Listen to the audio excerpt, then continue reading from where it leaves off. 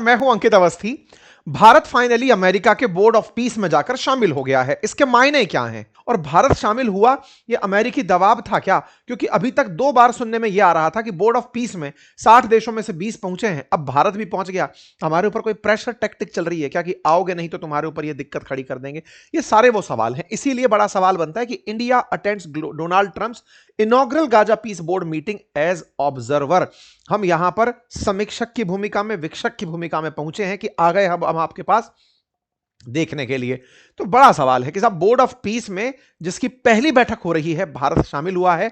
यह आने वाले समय में क्या दुनिया को वाकई में शांति स्थापित करवाएगा, या फिर ट्रंप का जो सुप्रीमेसी है, जिसको चाहते हैं वो अमेरिकन सुप्रीमेसी, कि मेरी निगरानी में दुनिया चले और उस दुनिया में यूएन को भी किनारा कर दिया जाए। विचारणीय तथ्य है कि इनके बोर्ड ऑफ पीस में, यूनाइटेड नेशन सिक्योरिटी काउंसिल में ट्रंप के अलावा कोई और नहीं है। यानी कि उन 5 में से केवल अमेरिका अकेला ही इसके अंदर बैठा है, बाकी चार अन्य राष्ट्र नहीं है। क्योंकि ट्रंप का इसके पीछे थॉट है कि जब पूरी दुनिया के युद्ध में अकेला रुकवा रहा हूं तो फिर बाकी लोगों की जरूरत क्या है? बाकी लोगों को साथ में आना है तो $1 बिलियन दो, परमानेंट सदस्यता सीट पा जाओ। तो क्या भारत $1 बिलियन दे दिया है क्या? और आप बीच में रुक करके थोड़ा सा समय चैनल को सब्सक्राइब करने के लिए भी निकालिए, जिसका कोई चार्ज नहीं है, लेकिन हाँ, हौसला जरूर हमारा बढ़ता है। चलिए आगे बढ़ते हैं। साथियों, अमेरिकी राष्ट्रपति डोनाल्ड ट्रंप ने बोर्ड ऑफ पीस की पहली मीटिंग गुरुवार को आयोजित की, जिसमें भारत की तरफ से भारत की नमग्या सी खंपा, जो कि भारत की सीनियर अधिकारी हैं, आईएफएस अधिकारी हैं, वॉशिंगटन डीसी में नियुक्त हैं चार्ज अफेयर के रूप में, इन्हें वहां पर अटेंड करने के लिए भेजा गया। ठीक है, जो भी हो, ट्रंप लेकिन यहां पर भी भारत पाकिस्तान के युद्ध को मेंशन करना नहीं भूले। ऑपरेशन सिंदूर को इस बार उन्होंने एक नई ऊंचाई दी और उन्होंने कहा कि मैंने 200% टैरिफ की धमकी दी थी, 11 जेट गिराए गए थे। अब तो इस बात का एविडेंस हो गया है, दुनिया एविडेंस देने लगी है। 4 से शुरू हुआ ये आदमी, 4 जेट, 5 जेट, 6 जेट, 7, 8, 9, 10, अब इन्होंने 11 जेट गिरा दिए हैं। अब इनको रोज नए जेट गिराने की जो नई बीमारी लगी है, ये एक हेडलाइन बन जाती है। ट्रंप ने कहा कि मैंने, मतलब इस युद्ध में 11 जेट गिरे थे साहब। इसका वीडियो वायरल होता है, वीडियो बाहर निकल कर आता है तो मतलब चर्चा निकल कर आती है कि ट्रंप शायद कोई बीमारी की तरफ बढ़ रहे हैं, जिन्हें आत्ममुग्धता घेरे जा रही है। सेल्फ एप्रिसिएशन और प्रेज में वो पगला गए हैं। यानी उन्हें केवल ये प्लीज करना लोगों का पसंद आ रहा है कि लोग बस उन्हें तारीफ कर दें, और इनकी जो तारीफ कर रहा है वो इनको पसंद है। अब इन्हें अपने ही नंबर्स से कंपटीशन हो रहा है कि पिछली बार 10 बोल दिए थे क्या, ओ माय गॉड कम थे, चलो 11 बोलते हैं। मैंने आपको अपने ही कुछ सेशंस में इनके वो नंबर कोट किए हैं कि ये व्यक्ति आज इतना बोल रहे हैं, देखना एक दिन ये 10 पार कर जाएंगे। ये हमारे वीडियोस में मैंने बोला है, शायद आप इसका एविडेंस दें कि हाँ भाई साहब ये क्रॉस कर गए हैं। कुल मिलाकर के इनकी क्रॉस करने की बात अपने आप में है। बैठक में इंडोनेशिया के राष्ट्रपति प्रबोवो सुबियांतो, अर्जेंटीना के राष्ट्रपति जेवियर माइली, हंगरी के प्रधानमंत्री विक्टर ऑर्बन, ये भी पहुंचे थे। Germany, Italy, Norway, Switzerland, Britain, ये वो देश हैं जिन्होंने इन्विटेशन डिक्लाइन कर दिया था, लेकिन ये भी ऑब्जर्वर के तौर पर पहुंचे थे जैसे भारत। इसका मतलब ये हुआ कि निगरानी रख रहे हैं हम कि ये क्या काम कर रहा है, अगर ठीक लगा तो फ्यूचर में हम देख लेंगे। कुल मिलाकर इस तरह से यहां पर पहुंचे। लेकिन जिसके बारे में फैसला हो रहा था वो था गाजा। गाजा में जिससे बात होनी थी वो था हमास। हमास को हथियार हटा देने हैं यह कहा गया था। हमास ने कहा हम हथियार नहीं छोड़ेंगे, जब तक इजरायली सेना हमारे यहां पर है तब तक हम हथियार नहीं छोड़ेंगे। इजराइल ने कहा जब तक तुम हथियार नहीं छोड़ोगे हम गाजा पट्टी नहीं छोड़ेंगे। तो दोनों अपनी जगह पर डटे पड़े हैं। कुल मिलाकर के दोनों की बातों में ट्रंप अपने सुख को भुगत रहे हैं यूएन की तरफ से। और तो और ट्रंप बोलते हैं कि मेरा बोर्ड ऑफ पीस अब यूएन की निगरानी करेगा और उस इलाके में हम अपनी फोर्सेस भेजेंगे जो जाकर गाजा में हमास से हथियार लिवाएगी और फिर यहां पर सेना जो है वो शांति व्यवस्था करेगी। आज गाजा की स्थिति यह है कि यहां के 78% जो इमारतें हैं वो पूरी तरह से खाली हो चुकी हैं या अब टूट चुकी हैं। 75% हिस्से पर गाजा के आज इजराइल का कब्जा है। 66,000 मौतें हो चुकी हैं, 2.25 लाख लोग यहां घायल हैं। गाजा के अंदर 83% आम नागरिकों की मौत हुई थी।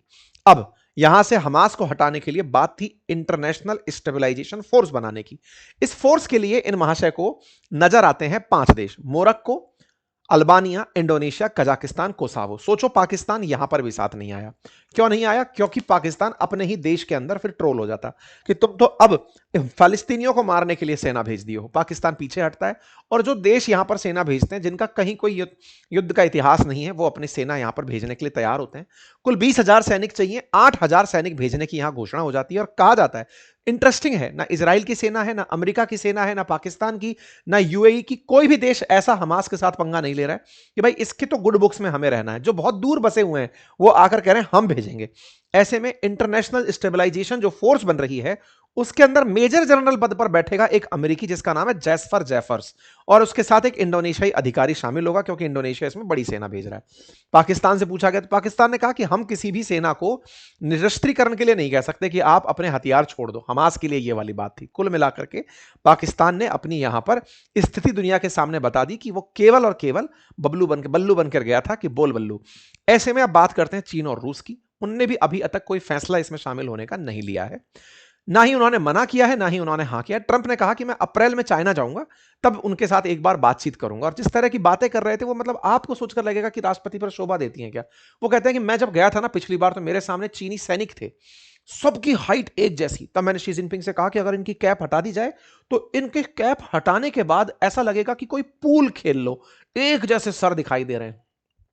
एक सबसे जरूरी बात और वो ये कि एक छोटा सा कार्य जो हम अक्सर आपसे रिक्वेस्ट करते हैं वो है चैनल को सब्सक्राइब करने का। मेरे प्यारे साथियों, जहां आप मुझे सुन रहे हैं उसके नीचे एक सब्सक्राइब का बटन दिया हुआ है, जिसे दबाने में कोई खर्च नहीं आता, आपका समय लगता है 2 सेकंड का, लेकिन आपकी ये 2 सेकंड की कीमत हमारे लिए हौसला बनती है।